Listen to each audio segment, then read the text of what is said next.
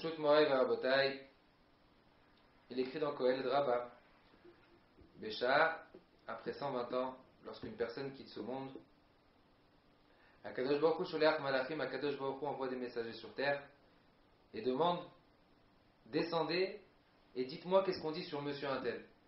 Lui qui nous rejoint aujourd'hui, annoncez-moi et dites-moi quels sont les échos qu'on dit sur telle et telle personne. Les Malachim descendent sur terre, écoutent les Espédim, écoutent les oraisons funèbres, écoutent les témoignages de diverses personnes et rapportent toutes ces paroles auprès d'Akadosh Baruch Hu, lui disent voilà ce qu'on dit sur telle et telle personne. D'où l'importance, entre parenthèses, que Chas v'Shalom, une personne qui quitte ce monde, jamais on a le droit de dire de la shonara sur lui. Peut-être, au contraire, trouver, même si c'était l'un des plus grands Rechaim qui a pu exister, trouver peut-être une petite chose qui est positive et la dire sur lui. Peut-être grâce à ça, il va pouvoir avoir Gan Eden. Sur ça, la question elle est, on sait parfaitement, comme la Mishnah nous dit dans Pirkei Avot, que toutes les choses qu'on fait sur terre, elles sont écrites.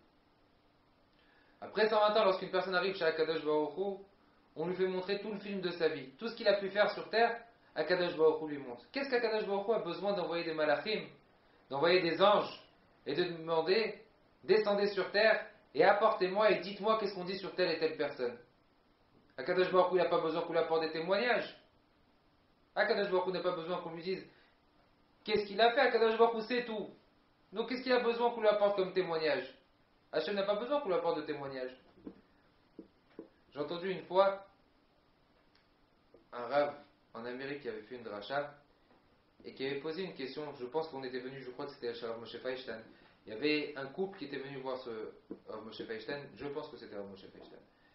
Ils lui ont posé la question, ils lui ont dit Rav, on a un grand problème avec notre fils. Il a un grand Yetzer Hara, il est en âge d'adolescence et il adore aller au cinéma, il adore regarder des films. Le Rav il a dit alors il nous a posé la question, il nous a demandé si on voulait qu'il arrête d'aller au cinéma, il fallait qu'on fasse rentrer une télévision dans sa chambre. Et voilà, on est venu vous poser la question et vous demander qu'est-ce que vous en pensez. Le Rav, la première question leur a demandé est-ce que vous avez d'autres enfants mis à part lui? Et on dit non. On a un seul fils, c'est un fils unique, et justement, ça nous fait de la peine. Le Rav, il leur dit bon, je pense que faites rentrer la télévision à la maison. Les parents ont dit mais Rav, à ce moment-là, il va regarder la télé toute la journée. Si avant il allait au cinéma une fois par jour ou 2 fois par jour, là il va regarder les films toute la journée. Le Rav leur a répondu c'est plus simple s'il fait une avéra entre lui et Hachem que s'il fait une avéra aux yeux du monde et qu'il a une étiquette sur le dos. C'est plus difficile d'enlever une étiquette une fois qu'on a fait une avéra que si j'ai fait une avéra seule entre moi et Akadosh Baruch Hu, c'est quelque chose qui reste entre moi et Hachem, mais pas à la vue de tout le monde. Combien de fois malheureusement on voit des personnes qui commencent à faire teshuva et des fois ils portent la kippa ou ils s'habitent tzniout et dans l'entourage les amis disent ça y est tu portes la kippa, tu es devenu rabbin, ben ça y est tu es tzniout, ça y est je pense que tu es devenue une religieuse. Et la personne qui répond non, c'est doucement, on va voir, je sais pas. Et des fois par honte on démotive une personne. Combien de fois mon père il a expliqué, il a dit que des vrais amis, c'est pas celui qui pousse vers le bas. Un vrai ami, une vraie famille, c'est celui qui va nous tirer vers le haut. Celui qui va vouloir notre réussite. Celui qui veut notre réussite, c'est un vrai ami. Celui qui veut notre vraie réussite spirituelle, c'est un vrai ami. Mais quelqu'un qui nous pousse vers le bas, c'est pas un vrai ami. C'est pas un ami avec qui on peut rester.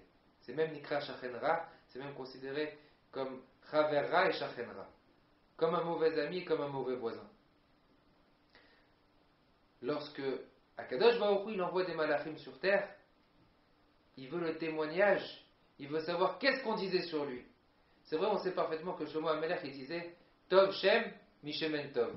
Une bonne renommée, elle est plus importante que la meilleure des huiles. Et sur ça, on pose la question, on demande quel rapport avec l'huile et quel rapport avec la renommée. Pourquoi Shlomo HaMelech il a dit une bonne renommée Elle est meilleure qu'une bonne huile. Pourquoi Shlomo Amelach n'a pas donné un autre exemple? Quel rapport entre une renommée et de l'huile? La renommée, c'est avec ça qu'on acquiert le monde futur. Si on a fait des avérotes, Ben Adam Lamakom, si on a fait des avérotes envers Akadosh Baruch Hu, il y a des choses qu'on peut réparer. Mais des avérotes qu'on a fait envers son ami, envers son prochain, c'est très difficile à effacer.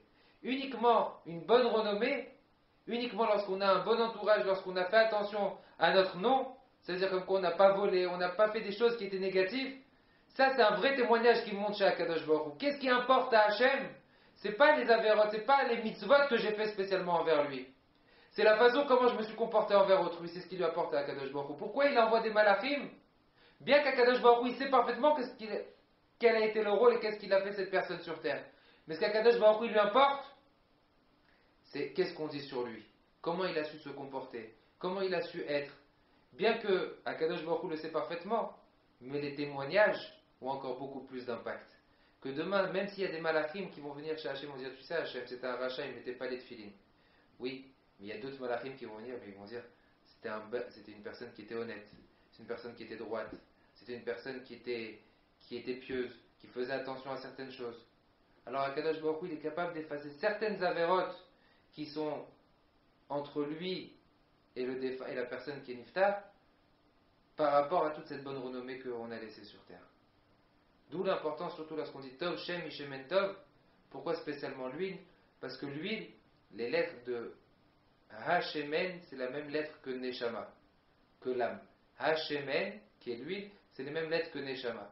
Lorsqu'on Shlomo Amelach dit Tov, Shem, une bonne renommée, elle est plus importante que la Neshama. C'est-à-dire quoi elle est plus importante que la Neshama? Même si la Neshama n'a pas un potentiel qui est fort, la bonne renommée fait en sorte à faire monter encore davantage la Neshama. Lorsqu'on acquiert une bonne renommée, on a l'élan et on a l'envie de faire agrandir encore davantage notre Neshama. D'où l'importance de faire attention comment on se comporte, comment on parle, comment on est à l'extérieur, puisque c'est ça qui aura la plus grande importance plus tard après 120 ans.